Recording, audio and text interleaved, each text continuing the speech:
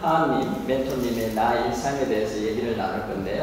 사실 이제 저도 우리 김창록 멘토님의 대학 시절, 청년 시절에 대해서는 잘 모릅니다. 예, 제가 몇 학번일 것 같습니까? 저는 91학번입니다. 91년생 아닙니다. 91학번입니다. 근데 사실 제가 우리 전창록 멘토님의 학번을 모릅니다. 그래서 어떤 대학 시절을 보냈을지 잘 감이 안 오는데요. 우리 전창록 하님이 우리 대학 생활을 보내실 때 어떤 청년기에 가졌던 뭐 꿈이라든지 아니면 큰 고민이 있었다면 그 얘기를 지금 청년분들과 함께 하고 계시니까 락대도 그랬어. 소위 락대는 이야기를 부탁드립니다. 제 대학 생활은 뭐랄까 질풍노도의 시기였다 그러나 굉장히 힘들었어요. 왜냐하면은 제가 대학을 딱 들어가니까 이제 그 전까지 83년도까지는 뭐 여러분들은 잘 이해가 안 되겠지만 학교에 그 사복 경찰들이 있었어요.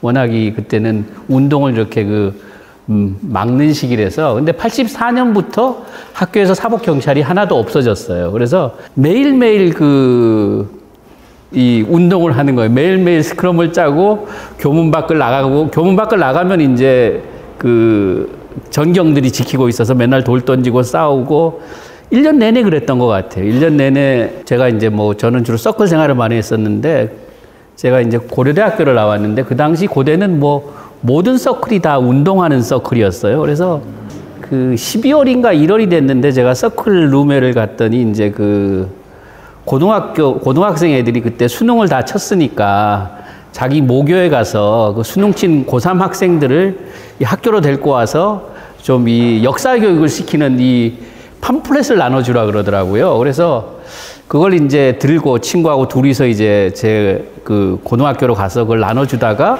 선생님이 이제 오셨는데 그렇지 않아도 성북경찰서에서 연락이 왔다.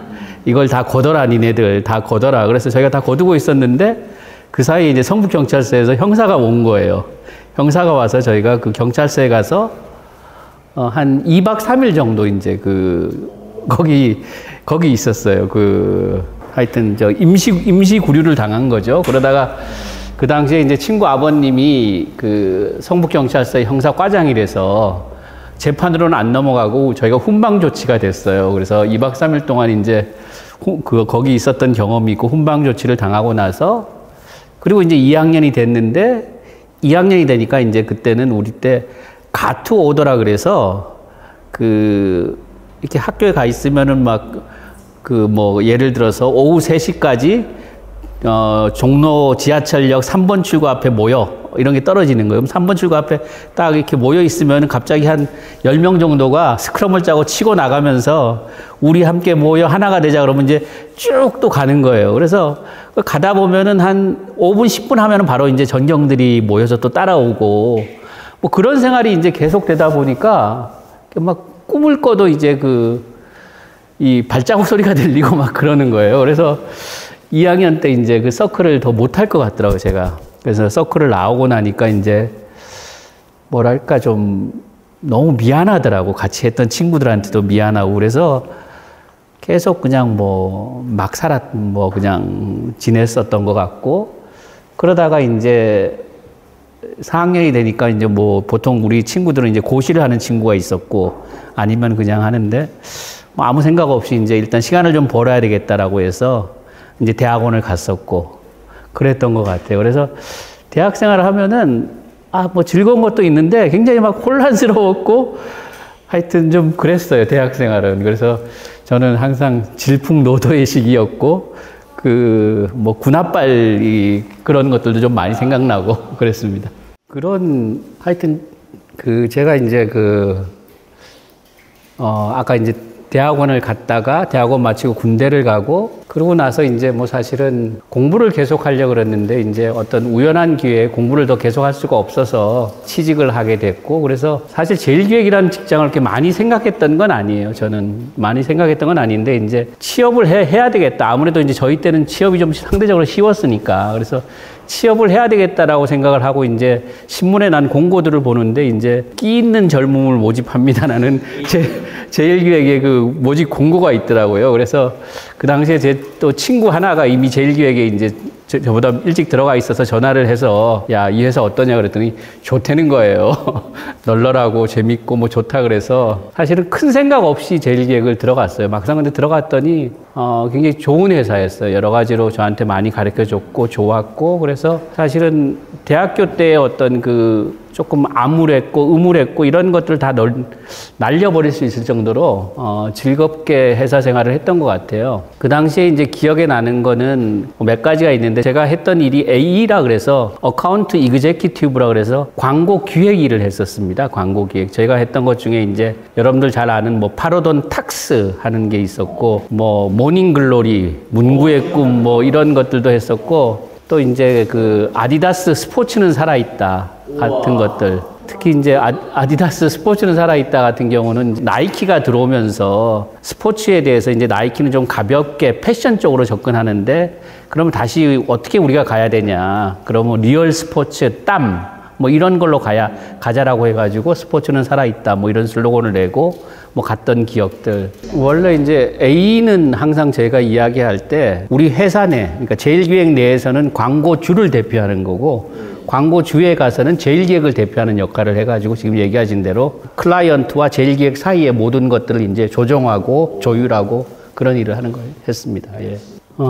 제일기획에 있을 때 이제 제가 가졌던 고민이 괜찮긴 한데 이제 제일기획이라는 건 어쨌든 그 마케팅 중에 작은 영역, 광고라는 영역만 하다 보니까 조금 더 전체를 좀 해야 되겠다라고 생각해서 이제 MBA를 갔었습니다. 그래서 MBA를 마치고 삼성전자에 이제 제가 경력으로 입사를 해서 제가 2000년 6월 29일에 삼성전자 무선사업부, 지금 휴대폰 만드는 사업부에 이제 갔었습니다. 그래서 가서 처음에는 이제 마케팅이라는 조직이 없었는데 마케팅 조직을 만들고 그걸 키우고 뭐 그런 일들을 이제 한 6년을 하다가 무선사업부가 가지고 있던 고민이 이제 저희가 상대적으로 보면은 한동안은 저희가 프리미엄, 그러니까 우리가 보통 이제 제품을 나눌 때 뭐 프리미엄 세그, 매스 세그 뭐 이렇게 나누는데 한동안은 저희가 한 2006년까지는 하이엔드 제품만 팔았습니다. 그래서 하이엔드 제품을 가지고 여러분들이 잘 알고 있는 뭐 기억나실지 모르겠지만 뭐 이거니폰, 벤츠폰, 블루블랙폰 뭐 이런 일련의 하이엔드 제품을 팔면서 굉장히 이익을 많이 남겼습니다. 그런데 2005년이 되면서 모토로라에서 레이저라는 굉장히 얇은 폰을 냅니다. 이 폰이 이제 스타트가 한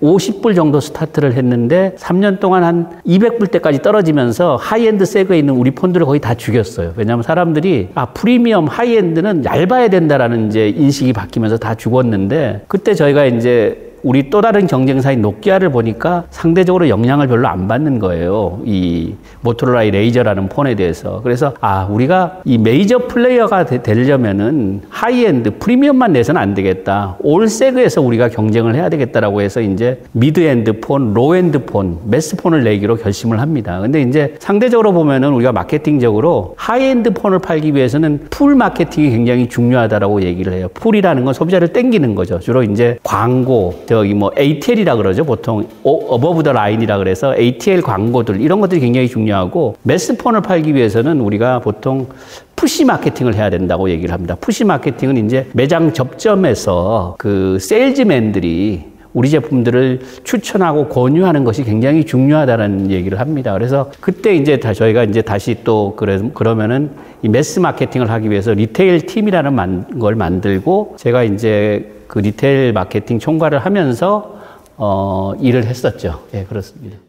이렇게 얘기하시니까 그렇지만 제 캐리어가 제 뜻대로 된 게 하나도 없다라는 생각을 많이 해요. 진짜 사실은 뭐 이렇게 잘 매끄럽게 흘러간 것 같지만 중간중간에 이렇게 툭툭 끊어진 시간들이 다 있었어요. 저는 이제 아까도 얘기했지만은 그 대학원 졸업하고 그리고 나서 군대를 갔었습니다. 군대를 굉장히 늦게 갔었죠. 군대를 갔었고 그리고 군대 갔다 와서 뭐 유학 준비를 하다가 취직을 해야 되겠다고 생각을 했기 때문에 그 사이에도 뭐 사실은 굉장히 암울한 시기가 좀 있었고 제일기획에서 이제 그만두고 미국으로 유학을 갈 때도 약간의 어떤 시기가 있었고 뭐 군데군데 그렇게 매끄럽게 이어졌던 것 같지는 않아요. 그리고 다 암울한 시기가 있었는데 지나놓고 보면 또 하나가 왜 스티브 잡스도 그런 얘기 했었잖아요. 커넥팅 닷이라고 내가 앞에서 배웠던 것들이 다 연결이 된다.